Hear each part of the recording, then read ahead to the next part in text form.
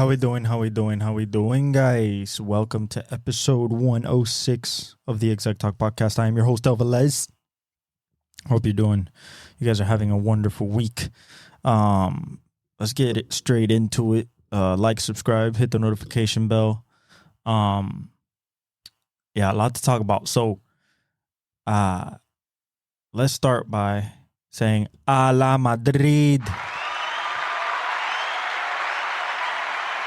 A la Madrid. Real Madrid beats Bayern Munich 2-1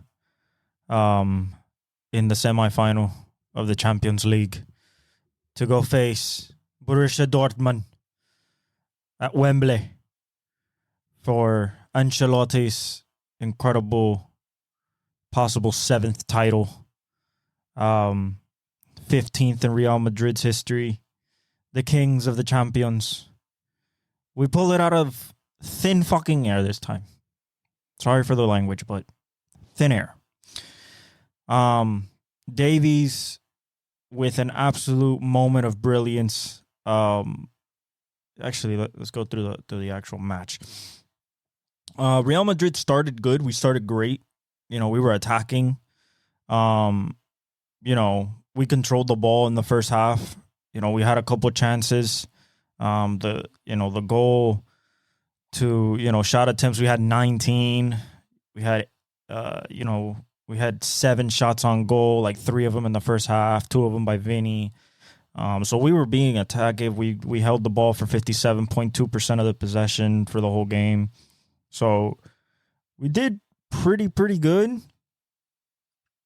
But an absolute moment of brilliance by Davies.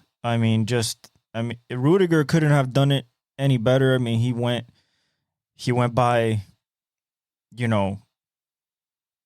he went by what you're taught. Force him. If you're faced with that situation and defending it 2 open sides, one to his strong foot, one to his weak foot, you hope that he goes to his weak foot. And Davies went to his weak foot, and he was actually let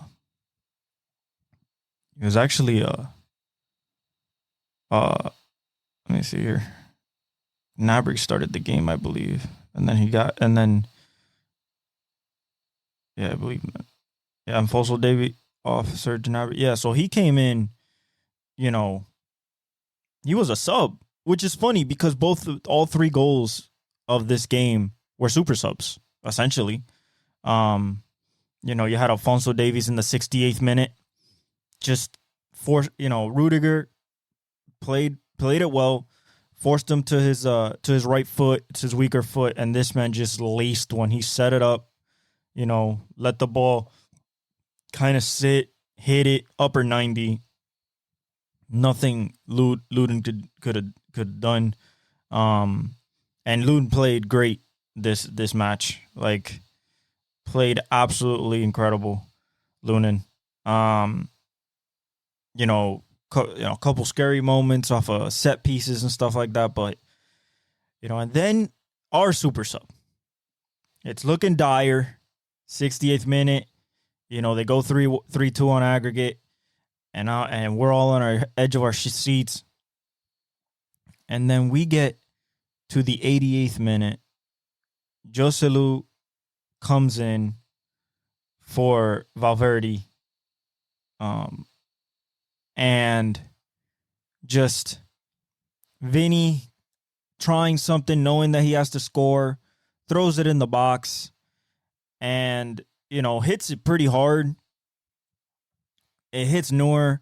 Noor doesn't corral it. It bounces in front of him, and here comes Joselu just running down the center and beats, I believe it was, let me see here. I believe he beat Delete, if not Dier, for the ball. And, oh my God, might have been Kimmich. And boom, hits the back of the net. And we're like, okay, it's 1-1. It's 1-1. And then we don't have to wait that much. 2 minutes later, We get a pass to Rudiger. He seems like he's offsides, but as soon as he gets it, he passes it to Joselu. Joselu is right on the line, but they went to review. They went to VAR. And he was behind the offsides line, and Joselu just hit it into the net. It was amazing. 2-1, and Munich had one last chance. And I don't know if you call it Bernabeu magic. I don't know if Bayern Munich fans call it, rigged. Listen. Who's the one that scored that? It wasn't Sane. No, it wasn't Kimne. It wasn't Alfonso. Might have been Kane or Moting. Might have been Moting or Kane. And, it was a goal, but before the ball even got received for the potential hit, it was already offsides. And we all went like this as a Real Madrid fan. Woo! And then we call it Bernabeu magic. And an absolutely incredible game. Classic Real Madrid. Munich, always on the edge of your seat. Any attack can be something. Vinny and Kimmich, Gnabry, Sane, Kane, Rodrigo. So much creativity. Bellingham. And, it's always when the subs come in, at least the last two games, Luka Modric comes in, that we switch out for Joselu, and that's the goal scorer twice to send us to the Champions League final, which I believe we will win against Borussia Dortmund. It's going to be a nice match. But I think Los Blancos a la Madrid are going to, capture the 15th Champions League title in club history and keep the record going. Loved it. It was incredible. As for the PSG Borussia Dortmund semifinal that was yesterday, I mean, for Paris, for PSG with Mbappe. Excuse me there. I sneezed. With Mbappe. With, Hakimi. Dembele, for you to go 1-0 into the night after you lost 1-0 in Germany, that's tough, man. That's tough. Okay? And it was Füllkrug. No, this is the first leg. The second leg. It wasn't Füllkrug. It was Mats Hummels, the German, the world champion. The World Cup champion. And, control, 69.5% PSG. Borussia Dortmund, 30.5%. But that's okay because they're a counter-attacking team. And they had 7 shot attempts. 3 were on goal. PSG had 30 shot attempts. 5 were on goal. It's a lot of missing right there. That's a lot of just missing. 12 corner kicks for PSG, 4 for Dortmund. 5 saves for Dortmund, 2 for PSG. So, it was, you have Ramos, Mbappe, Dembele, Vitinha, Ruiz, Emery, Mendes, Beraldo, Marquinhos, Hakimi. And you can't get it done at home? I think Kylian should think about Real Madrid. We've been trying to get him for a minute now, but hopefully this is the year that he just all right, I'm leaving. But great for the Champions League to be, at his full throat. No F1 this week. The next F1 race will be from Imola, in Italy. the Emilia Romagna Grand Prix. But what we got to talk about is this basketball playoffs. But we're gonna skip really quick to some NBA news, some NFL news. Tyler Boyd, listen, probably the best number 3 receiver the last 3 years in the NFL. And then when he had to be a number 1, he was 1,000-yard receiver. And when he was a number 2, he was also a 1,000-yard receiver. So the Titans go out and make a power move. To me, this is a power move. This is beautiful team building right here for Will Levis. And for you, Titans fans, this is the move that you can. This is when you start saying, "Hey, Will Levis has no excuse. Cannon arm. Learn how to have your feet under you. Be smart with the football." And you have DeAndre Hopkins, Calvin Ridley, and Tyler Boyd. That's top 5 in the league. Trios, probably top 3. Trios are hard, considering that Tyler Boyd was just part of a trio in Cincinnati with Jamar and T. Higgins. Tyler Boyd now, the Bengals, like, they added some stuff in. They added some stuff in the draft, I believe, at the wide receiver position. Nothing of the top class, because they had a shot at Brian Thomas Jr. But they added something that they added something that'll definitely help them. Jermaine Burton being a number 3, I think that he's going to get a lot of single coverage, and you're just going to see his speed and his route running. But other than that, that's it. That's their 3. So from Tyler Boyd, 1,000-yard receiver, to a rookie, okay. Jermaine Burton could be absolutely great, but then you go to the Titans in the same conference. We're talking about this is still the AFC, guys. And I just gotta congratulate that power move right there, because now, if you look at your division, it's between you and the Texans. It's between you and the Texans about best receiving core. The Texans, Stephon Diggs, Tank Dell, Nico Collins. I mean, that is nasty. When you go to Jaguars, I think you step down a little bit because it's, Brian Thomas, the rookie from LSU, the freak. Then you have Christian Kirk, Evan Ingram, Zay Jones is gone. So they're going to have to find somebody else there. And then you go to Indianapolis, Michael Pittman, Alec Pierce, Josh Downs, and I believe they just picked somebody really not super good, but like somebody really solid. Oh, Adonai Mitchell. So it's pretty legit too, but it's another rookie. So that's why I put the Jaguars and the Colts on the 3rd and 4th best receiving cores in that division, because both of their third guys are rookies. So we don't know what they're going to give us.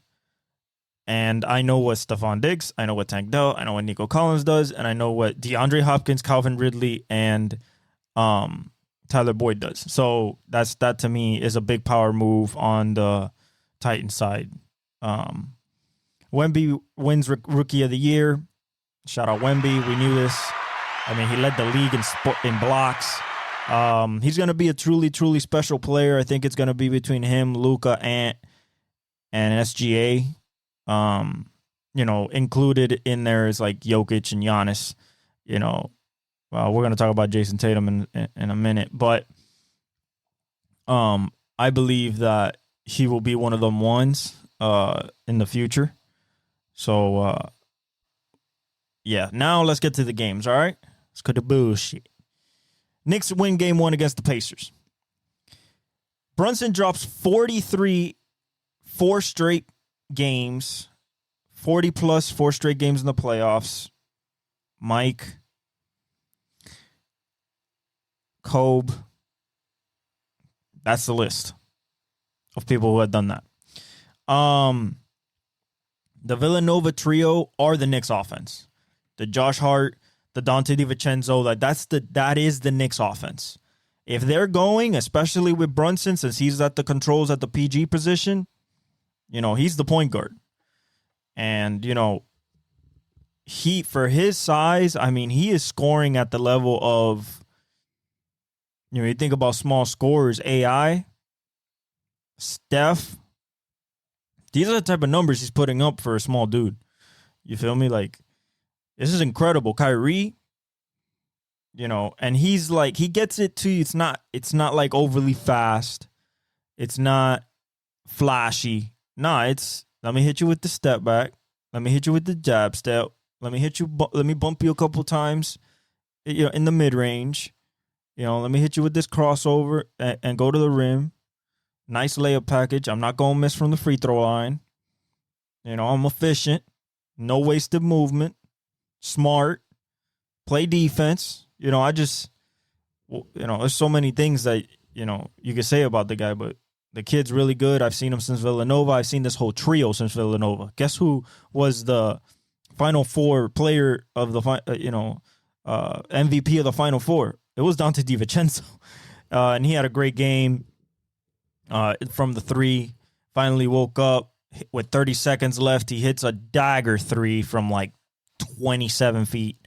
And this game was very back and forth. Very, very, very back and forth. Very back and forth. Indiana led for, I want to say, most of it. If I'm being honest, like it's ended 121-117, but like the Knicks led after the first quarter. Then you had the Pacers leading at halftime. Then you had the Pacers lose the third quarter by 1.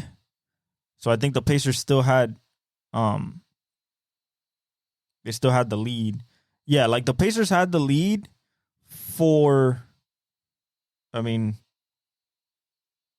all game.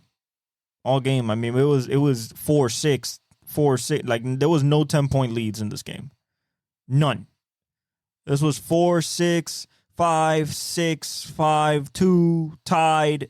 Like, this was back and forth as it gets. And the team that was more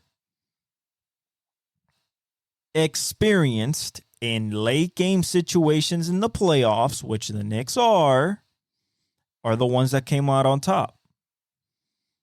And I felt it coming down the stretch. I felt that might happen. I knew Brunson was going to wake up in the fourth quarter. That's what he does. He's a big shot maker, big shot taker. They're at MSG, game 1. The energy. Josh Hart played amazing. So did DiVincenzo. And when you look at the Pacers, it was evenly spread out. Everybody was making shots. Siakam gave you 19. Naismith gave you 12. Turner gave you 23. Nembhard gave you 11. But Tyrese Halliburton gave you 6. Yeah, you can't do that in the playoffs against a very well coached defensive team. 6 points, 8 assists, 2 rebounds, 2 for 6 from the field. You took 6 shots. 5 of them were threes. You made 2 of them. 36 minutes. Tyrese, if you think you're one of the ones and want to be in that conversation of the young guns coming up, especially in the East, you got to give me more than 6 points. Obi Toppin gave you 12. You had Isaiah Jackson with 8. TJ McConnell with 18. This guy just gets into the lane and causes havoc. He doesn't miss his middies. He can make a 3 sometimes. He rarely takes them. He took 1. He missed it. He went 9 for 16. All from like 8 to 16 feet. can get to the rim, had some good layups, defends hard. He defended Brunson hard. I'm talking about like Dellavedova on Curry in the 2015 finals, 2015, 2016 finals. Like, they lost the 15, they won the 16 one, and Dellavedova still, like J.R. Smith, said in an interview, he almost died covering Curry. Like, so that's how TJ McConnell was kind of covering Brunson anytime he got, full court press, force him left, force him right, make him counter. Like, it was, stifling defense on Brunson. We're going to talk about some stifling defense coming up. Then for the Knicks, Anunoby gave you 13. Hardenstein gave you 13. And he didn't even have a crazy rebounding game. He got 6 rebounds. Jalen Brunson gave you the 43, 14 of 26. Pretty efficient. 1 of 4 from 3. You would like more, but the one that he made was pretty important. He went 6 rebounds, 6 assists. Josh Hart gave you 24 and 13, 9 of 13 from the field, 48 minutes, didn't take a break. 1 for 1 from 3. And then DiVincenzo gave you 25. He exploded. 10 for 17, 5 for 9 from 3. Like, that's what you need, because the bench gave you, Precious Achiuwa gave you 1. And Mitchell Robinson gave you 2 and got hurt, and he's done for 6 to 8 weeks. A stress fracture in his ankle, I believe. And a stress fracture or a stress injury, and usually a stress injury has to be some type of 6 to 8 weeks is a fracture, some type of hairline fracture, some type of, if it's not a slight tear in something, and they just don't want to say it. But they won game 1. It was exciting. I'm guessing Tyrese Halliburton will play a lot better tonight. But I also expect Jalen Brunson to be on time, and I think that he's gonna keep getting 40 bombs, or high 30s. That's what they need, because if he's not hitting, it's tough to find offense there, and the Pacers are going 150,000 miles an hour. You're talking about from rebound or even make, we are pushing the ball. It is 7 seconds or less. You think 9 seconds or less was fast with the Phoenix Suns with Amari Stoudemire and Steve Nash? Nah, this is 7 seconds or less. This is cross half court, 2 seconds off the shot clock, find a shooter and shoot. You let it go, or go get to the rim. And even in the half court, like, they're finding open threes, and they're hitting them. So, the Knicks have to keep mucking up the series. They have to dominate on the defensive end, because they can kill the Pacers in the defensive side of the ball, but they need to out-rebound this team, and they out-rebound them by 8. They should out-rebound them by more. The Knicks got lucky. They shot 48% from 3, 53 points, 54% from the field. Pacers shot 52% from the field, just 39% from 3. So, they took 26. The Knicks took 23. So, I think that it is possible for them to go up 2-0 tonight, but it's also possible that the Pacers just get on a heater and, Tyrese Halliburton gives you 25 to 30 and boom, they win the game, and it's 1-1 going back to Indiana, which is a tough place to play.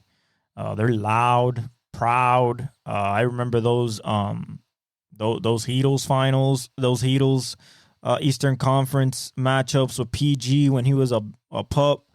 That's a tough place to play in the playoffs.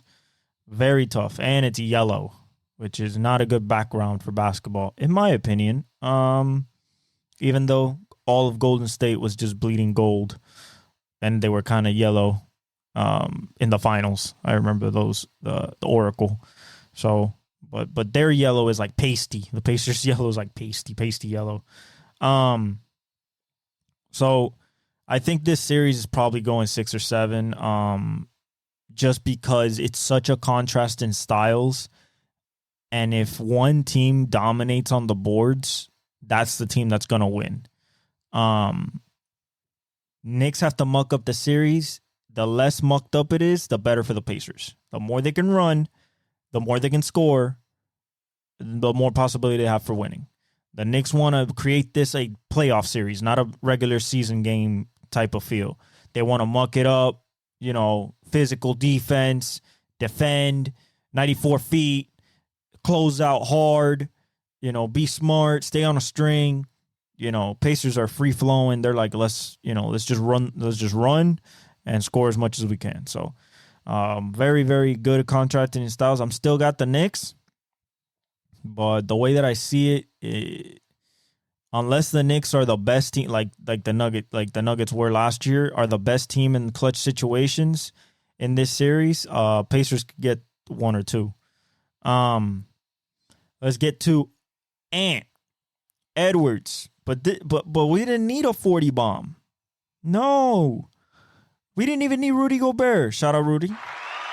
Winning your 4th Defensive Player of the Year. I believe that it's cemented now. I think you're a Hall of Famer for sure. If you win a championship this year and are the defensive anchor of it, probably first ballot, because 4 Defensive Player of the Years and your metrics are insane. You just didn't have a team around you in Utah to be able to use it to your advantage in the playoffs. But now with this team, the length, the size, allowing you to cover outside, cover inside, having rim protectors at all levels, perimeter lockdown defenders. Shout out Rudy for his 4th DPOY. Now, he wasn't there. Shout out to him for his first child. 4th DPOY, first child. But the Timberwolves destroyed the Nuggets defensively in this game. It was I'm talking about maximum security prison defense. This is like the Raft in Spider-Man type of defense. Absolutely incredible. Jaden McDaniel, Anthony Edwards, Nickeil Alexander-Walker, Naz Reid, Cat, Mike Conley, everybody like contributed, hustled, closed out, multiple efforts, getting into passing lanes, hitting balls out, pause. No Diddy. Knocking balls out away from the offensive players, being hounding like a pack of wolves, and that's how they played.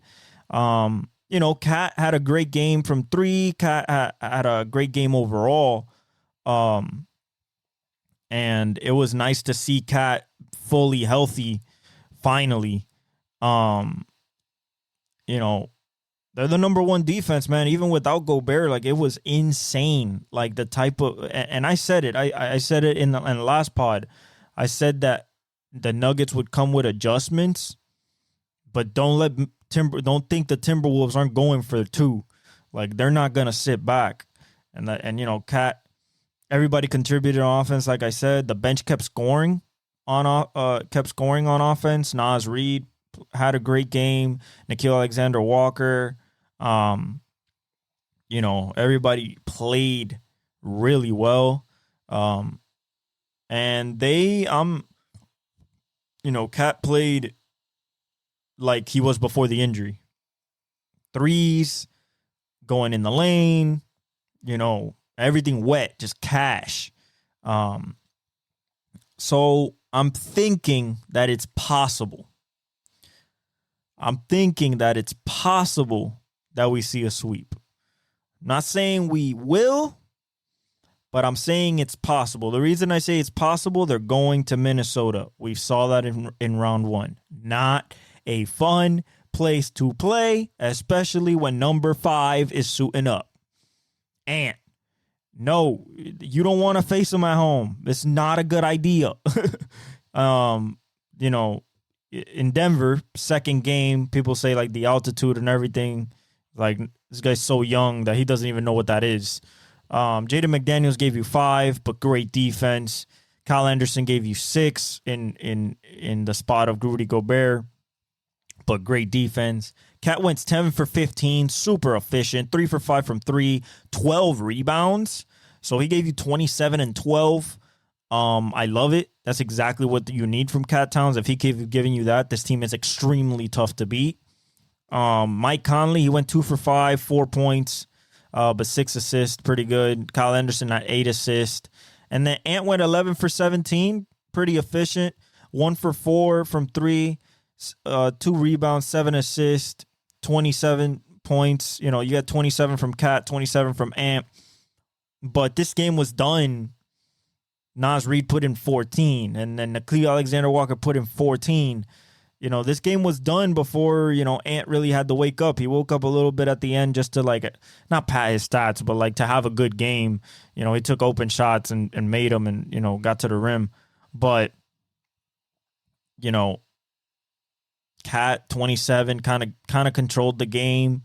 Ant wanted to do what he wanted to do, stayed off the ball. Saw that the lead was growing and growing and growing, knew that he didn't have to expend energy. He just expended it on the defensive end.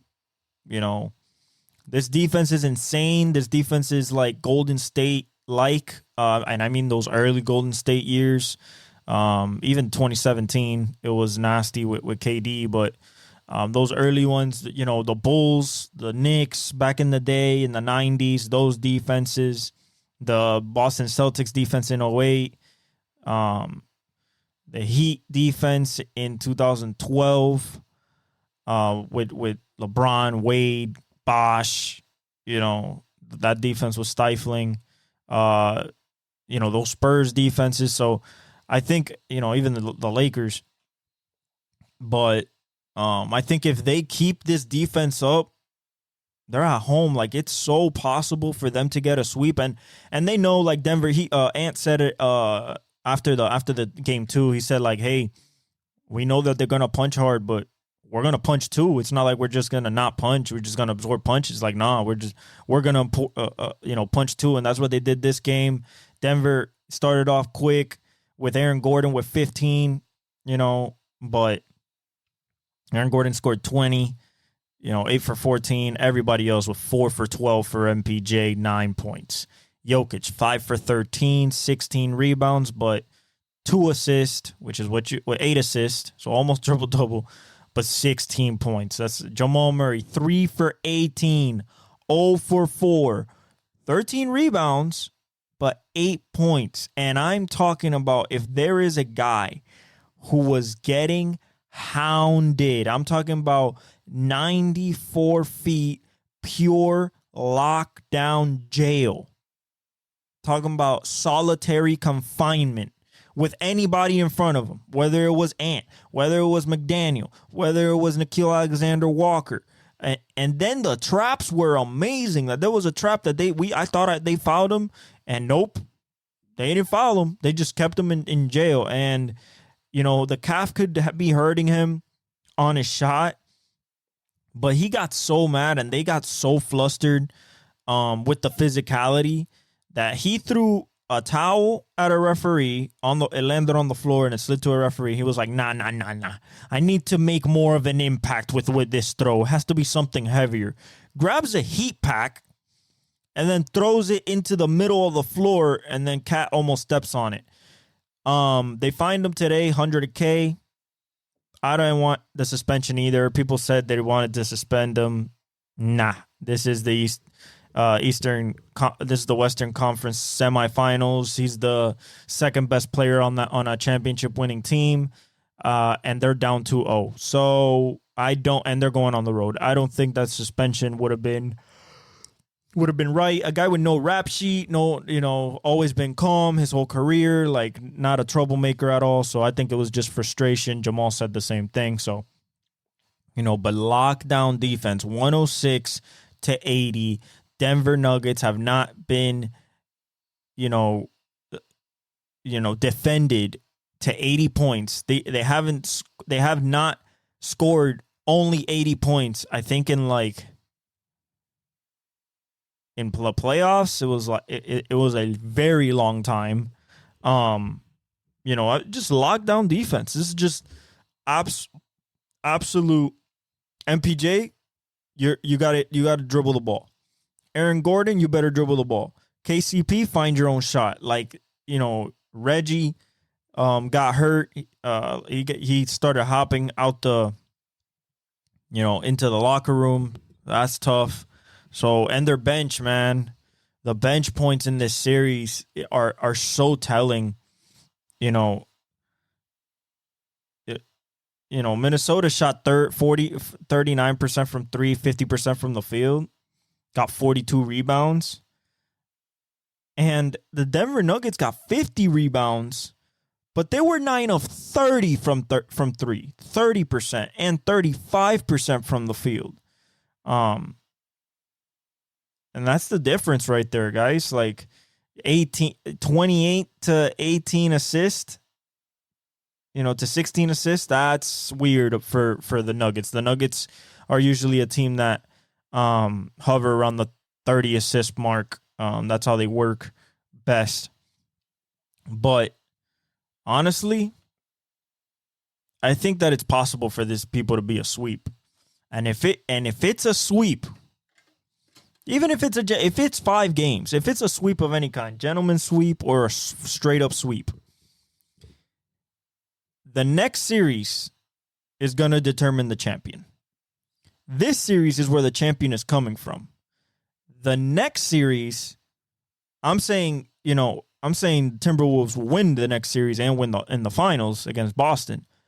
But the next series is either going to be another up-and-coming team, the youngest team in the NBA in OKC with SGA, or Luka, which is another superstar of the caliber of Ant. So, I just think that the East is so easy, man. So easy. So shout out to the Timberwolves taking full home court, beating Denver twice in their house. Hadn't been done since 2021. Really incredible defense. If they take that home with Rudy, oh man. Ant gonna be in the 30s. He's averaging 32 for the playoffs, on 50% shooting and 42% from three, and 82% from the line, or 84% from the line. He's just one-man show. Cat's helping him, but that man's a one-man show, and I love it. And then Boston beats listen, we're going to talk about this for 5 minutes. Boston beats the Cavs handily. No problems. Again, Derek White drops 25. It's becoming discouraging at this point, seeing Derek White do this. It's their 5th best player, and he's just hitting threes. First Celtic to hit 23s in a 3-game span in playoff history. Since play-by-play was, the play-by-play era. No KP. He could chill for the next 2 rounds if he wanted to. Jaylen Brown dropped 32. But who we got to talk about is, you see why I keep saying Boston is going to be in the finals, right? But I have zero faith that this Boston team can beat anybody out of the West. Denver, Minnesota, OKC, or Dallas. And the reason why is because Jason Tatum, for this playoffs, is averaging 22 points. And that's not superstar level. He's the 3rd leading scorer on his team. Jaylen Brown's number 1. Derek White is 2nd. And he played bad yesterday again. Again, he played bad on the offensive side of the floor. On the offensive side of the floor, he, as a scorer, played bad and was missing shots, and he's been missing shots. He's 28% from 3. 28%? Are you serious? Damn. But we expected this, guys. You know why we expected? Because he's not a top 5 player in the league, guys. He's not a Giannis. He's not a Jokic. He's not an Ant. Not a Curry. He's not a Luka. He's not an SGA. He's not one of those guys. You know what I'm saying? He's not one of those guys that in the playoffs, he takes it upon himself to up his game. He averaged 29 in the regular season. He's averaging 22. Ant averaged 26. He's averaging 33, 32. Brunson averaged 27. He's averaging 36. Jokic is averaging around 30. Not with this last pass game, but for the playoffs. Murray's not woken up yet. Luka was averaging until yesterday, which we'll get to. And SGA is like at 29, 28. He averaged 32 in the regular season, but he can get to that. I think that he's still around. He went 29-9. He went 29, 9, and 9 yesterday. But yeah, man, the Cavs have no shot. I think that they could get swept. This series, when you see it, just even when it's 0-0, it is so apparent that the Cavaliers are just outmatched. No Jared Allen, just hurts them. It was close after a quarter, 40-34. The second quarter was a defensive mess, 15-19. But, once we got to the third quarter, 28-33, and then in the fourth, 18-28. I mean, they won 20-95. It was not competitive at the end. Donovan dropped 33, meaningless because, they really didn't mean anything. Jaylen Brown dropped 32. And the Celtics had the lead for so long. The last lead that Cleveland had in this game was, let me see, 23-23, 23-21. 23-21, 5 minutes and 32 seconds left in the first quarter. That was the last lead the Cleveland Cavaliers had in that game. Yeah. This is over. Donovan Mitchell's going to head to Miami, even though we're rumors that might be looking at Kevin Durant. Guys, he's going to be 36 years old. I don't want a 36-year-old superstar. Get me a guy under 30 or 30. Which is what Donovan Mitchell, he's 29. Why do we have to go after more older people? Come on. So Cleveland, Evan Mobley dropped 17. Okoro dropped 11. Darius Garland dropped 14. Donovan Mitchell went 12 for 25, 4 for 11 from 3, dropped 33, 6 and 5. Mobley had 13 rebounds. Max Strus, 5 points, 1 for 5 from 3. Morris Jr., 3 points. Niang, 4 points. Tristan Thompson, 4 points. Karis LeVert, 4 points. 26% from 3 as a team. 41% from the field. 38 rebounds to 55 rebounds. 39% from 3. So even low by their standards. And 49% from the field. Jason Tatum, 18, 7 for 19, 0 of 5 from 3, 11 rebounds. Horford, 7 points. Drew Holiday, 14 points. Derek White, 9 for 16, 7 of 12 from 3, 25 points. Jaylen Brown, 12 of 18, and bunnies, too. I'm talking about this is layups. Some jumpers, but mostly layups. 4 of 6 from 3. And 32 points. Xavier Tillman gave him 2. Luke Cornett gave him 4. And Peyton Pritchard dropped 16, including 4 for 10 from 3. Now, I don't think it's going to be a sweep because we saw what happened against the Miami Heat, and the Miami Heat were without Terry Rozier and Jimmy Butler, and we still did an all-time shooting performance. So do I believe that the Cavs can magically wake up one night, and, Donovan Mitchell put in a 45 and Darius Garland put in 30, and Strus hit 6 or 7 threes and they can get a win? Yeah. But I think it's more likely that happens in Cleveland. Even though Boston has not protected full home court this whole postseason or the last postseason or the postseason before that. Um, you know, they like to lose at home, shall we say.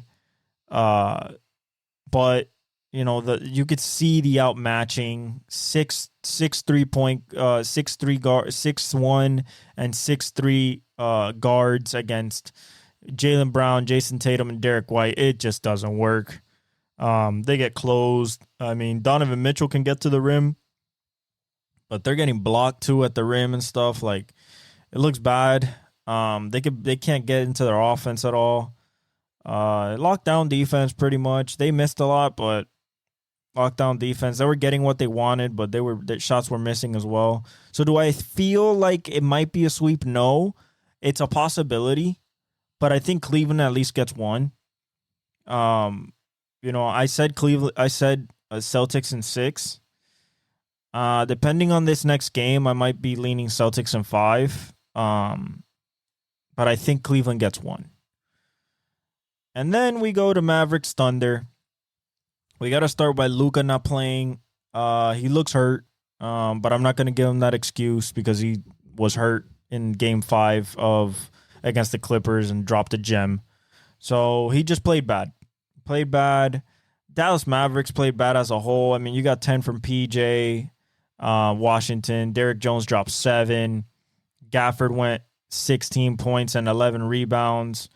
Irving gave you 20. That's not a Kyrie Irving game. He went 7 for 14, 3 of 4 from 3. And then Doncic gave you 6 of 19, 1 of 8 from 3, 6 rebound, 9 boards, and 19 points. That's just not gonna cut it. You need 30 and 30 from Kyrie and Luka. I mean, that's what you need. I'm not even gassing anything here. That's what you need. You need 30 and 30 plus from Luka and Kyrie to be able to win this series and, have a shot at Denver or Minnesota in the next series, in the next round. Tim Hardaway didn't do nothing. 2 points. Dwight Powell, he didn't play. Basically, he played 5 minutes at the end. Derek Lively dropped in 2 points. Not good. Josh Green dropped 11, 3 of 8 from 3. That'll be a little bit more efficient than that. Dante Exum dropped 5 points, but he barely played. They all played at the end. I mean, it was 117 to 95. So those are pretty, they shot 34% from 3, not usually what they do. They shot 40%, 39% from the field, 39 rebounds to 52 rebounds by the Thunder. That's another thing that Dallas has to dominate. It's definitely the rebound battle. They should have the advantage with Gafford, PJ Washington, and Derek Lively. But, OKC wanted it more at their own crib. You got 19 from Chet, 8 of 16, 2 of 5, 7 rebounds. I mean, from a rookie. You had Jalen Williams with 18, big in the fourth quarter with 3 straight buckets, including 2 dagger threes, to really extend the lead to 15 and douse any thought of a comeback when Dallas was kind of trying to reel it back in. Josh Giddey dropped 2 points. He was non-effective. Lou Dort played great defense. He dropped 7 points. Arkansas Jalen Williams, he dropped 11. And you got Aaron Wiggins with 16, 3 of 4 from 3. And Cason Wallace dropped 7. Isaiah Joe dropped 6, 2 of 3 from 3. So they shot 46% from 3. They were one of the best 3-point shooting teams in the league. They shot 45% from the field, 52 rebounds, 29 assists to 39 rebounds, 19 assists. I mean, it was just an outmatching. I think that Kyrie and Luka will play better. They did last series and won. I expect the same to happen here. I still got Dallas in 6. It might go 7. I need to see the next game to determine if it will go 7 or even if my pick will change. But right now, I think the Mavericks was just feeling them out, seeing how they play Luka and everything. Luka will play better. Kyrie will play better. I believe the team as a whole will play better, especially on the rebounding on the glass, and we'll get an actual series out of this. Tonight we got Pacers Knicks at 8 on TNT. I got the Knicks. It's gonna be a close game. I think Brunson goes for 30 plus. DiVincenzo looks like he has a stroke back, so he might drop 20 plus. Tyrese Halliburton is the swing factor, even though he's their superstar or their star. He has to get plus 10 assists and at least 20 points. Pascal has to get at least 25, and then maybe the win. Tough place to play at the Garden, at MSG, at the Mecca. So I got the Knicks going up 2-0 in that series.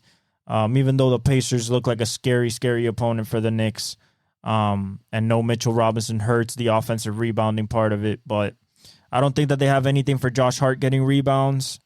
And everybody else on that team just loves to rebound. So we'll see what happens. But I think I got the Knicks tonight against the Pacers. Last but not least, talk a little MLB. For the Cardinals, William Contreras is sidelined for a while. Unfortunately, he fractured his forearm, getting hit by a bat. Not good at all. But as we go for the standings, Baltimore has a no-game lead on the Yankees in the East. 7-3, both 7-3. The Yankees have won 4 in a row. Tampa Bay has won 5 in a row, 6-5, 6-4 in the last 10. Boston's 5-5, 4.5 games back. Tampa might pass Boston; they're only a half game back, and Toronto's only 2 games back of Tampa Bay. Cleveland has a 2.5 game lead over KC. They're actually facing each other. They're 5-5 in the last 10 each. Then you got Minnesota 3 games back. Detroit's 5 games back. They're 4-6 in the last 10. The White Sox are done, 15.5 games back. Seattle and Texas Rangers are both tied at the top of the West. 6-4 for Seattle, including a grand slam by Kyle Raleigh yesterday. That was insane. And then Texas, 7-3. Their pitching is doing great. And Heaney and Dunning, Evaldi, they're all pitching great. They have Gray, and that's still with no DeGrom and Scherzer, which is insane. Oakland is 3 games back, 7-3 in their last 10. This team seems like they are not going to be the same team as last year. This has been 28 games already, still early in the season, but they're winning games. So the Angels, no Mike Trout. He's hurt again, torn meniscus, unfortunately. We talked about last episode. 6.5 games back. Can they wake up? They can. Will they? Probably not. The surprise of the season is Houston. They're 7.5 games back. They can still wake up. It's not a complete disaster, but they've lost 3 in a row, 5-5 in the last 10. Justin Verlander got hit for 7 runs against the Yankees, most in his career against the Yankees. They just got to figure something out. They need McCullers back. They need Christian Javier, Fromber to be fully healthy. They need Justin Verlander to start pitching well. Hunter Brown to wake up. This took Urquidy to come back. Like, it's so tough right now in that division. And, for them to just get out of the slump, like, they need everybody hitting. Like, everybody has to hit. Altuve has to hit. King Tuck has to hit, which he's hitting. He's hit 10 or 9 home runs since the slow start. Jordan has to wake up. Like, Breggy has to wake up. So like, they can still wake up, but, it's looking shaky. But they're 2-time World Series champions. So, and 6-time, 6 times they've gone straight to the ALCS. So, can't count them out, not early in the season. Philly is 2.5 games up on Atlanta. Bryce Harper's killing the baseball right now. He had another grand slam yesterday, his 13th of his career, I believe, or 14th. Just a massive shot.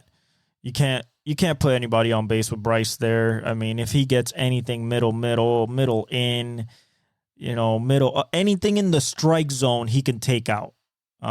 Any type of pitch, sweeper, fastball, changeup, splitter, sinker, two-seamer, like, slurve, like, it doesn't matter. Like, curveball, like, it doesn't matter. He's going to take it out if he barrels it.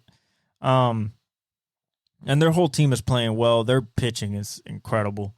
Atlanta, they're 4-6 of the last 10. Like I said, Acuna has to wake up with the power. Matt Olson has to wake up with the power. Ozzy Albies, they're missing him. I believe he's back in the lineup. Sean Murphy has to start hitting. Like, they just haven't hit. And without Strider, it's also tough, even though they still got Max Fried. You still got Chris Sale, so, you have arms, but at the same time, you don't got your arm. You feel me? Washington 6.5 games back in third place, 7-3 in their last 10. Just a young team. I mean, for Atlanta to be only 2.5 games back and Washington be 6.5 games back in the third position, like that's crazy how good the Phillies have just kind of, and Atlanta has kind of just tried to keep up, but the Phillies have 26-12. They're on historic pace for their franchise and wins as of right now in the season. Still early.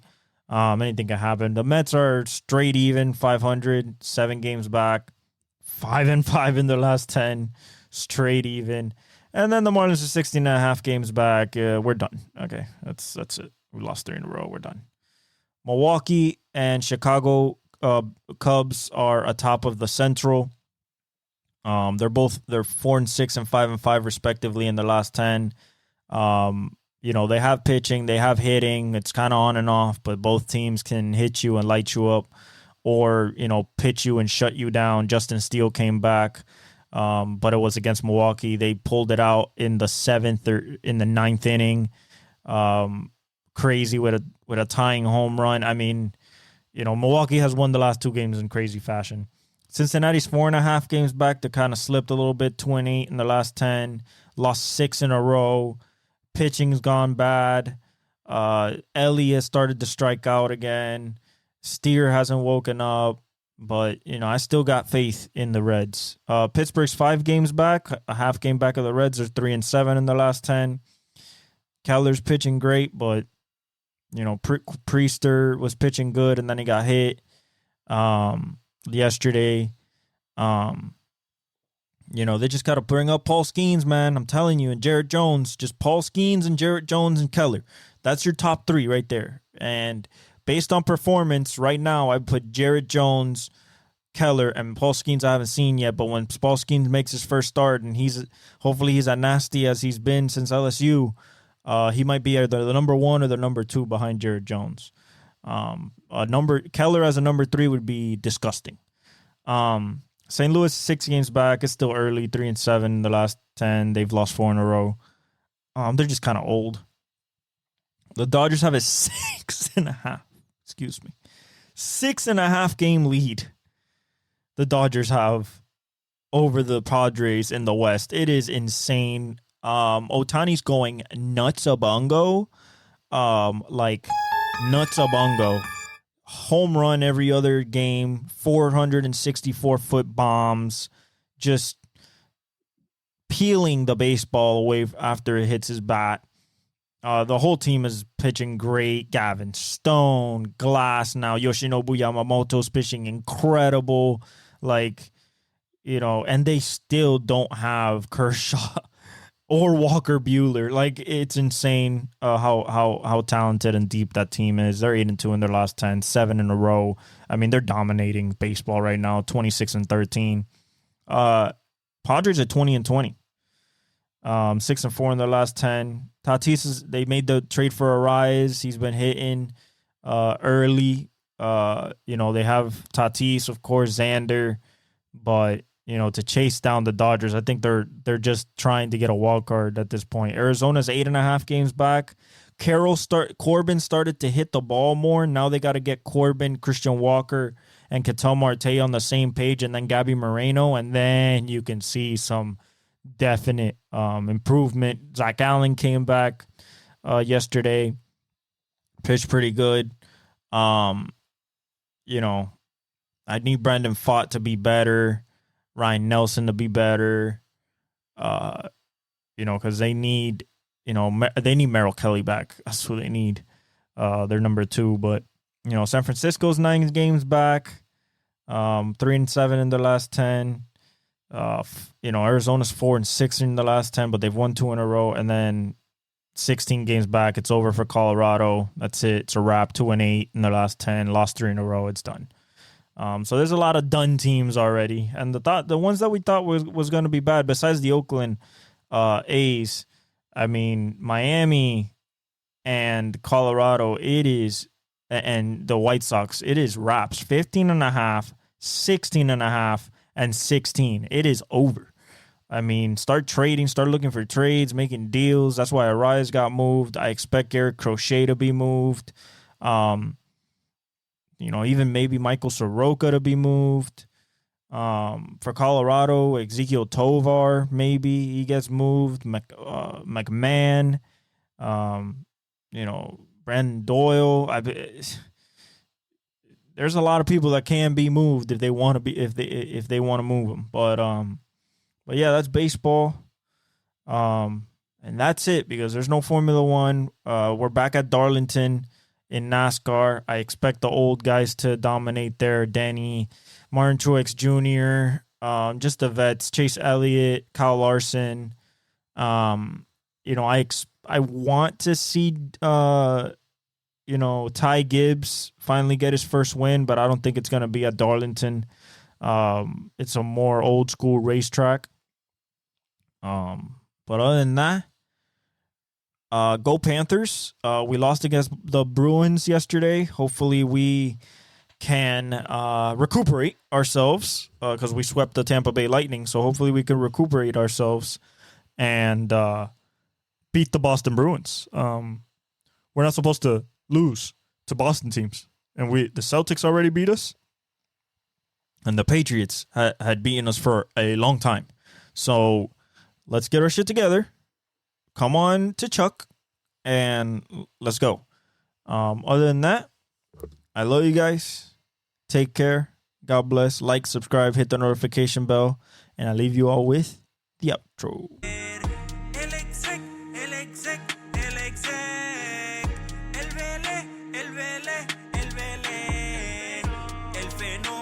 Que todos quieren ser el chamaquito que no pueden entender.